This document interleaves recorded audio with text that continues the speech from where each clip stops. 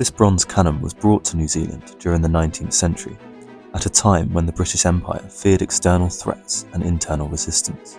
Though Wellington was far from the rivalries of Europe and America, settlers fortified their outposts with the trappings of military power. This cannon was a statement, a promise of protection, a warning to outsiders. But in truth, it fired no shots in anger.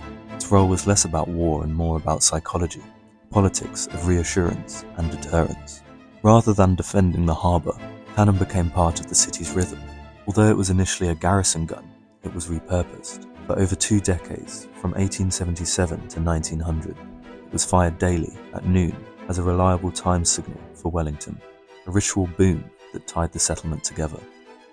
The gun was even wired to the telegraph office, so its shots could be triggered remotely with precision.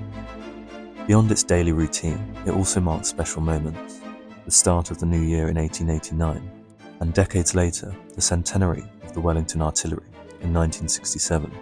The weapon of fear had been repurposed, not to wound, but to regulate, celebrate, and remind. Over time, the cannon fell into disuse, but its presence lingered. For Maori, it symbolised not just ritual noise, but also the colonial order imposed on the land. For settlers, it was both reassurance and spectacle.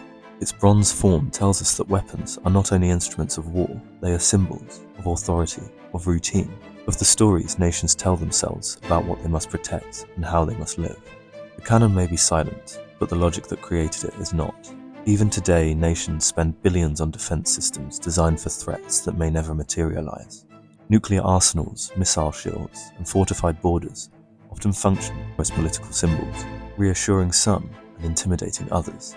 The Mount Victoria cannon becomes a metaphor for this global dynamic, weapons as monuments to fear. It shows how societies often invest more in preparing for imagined enemies than in addressing the conflicts and inequalities already present. The Mount Victoria bronze cannon never fired in war, yet it tells a story that echoes in today's world.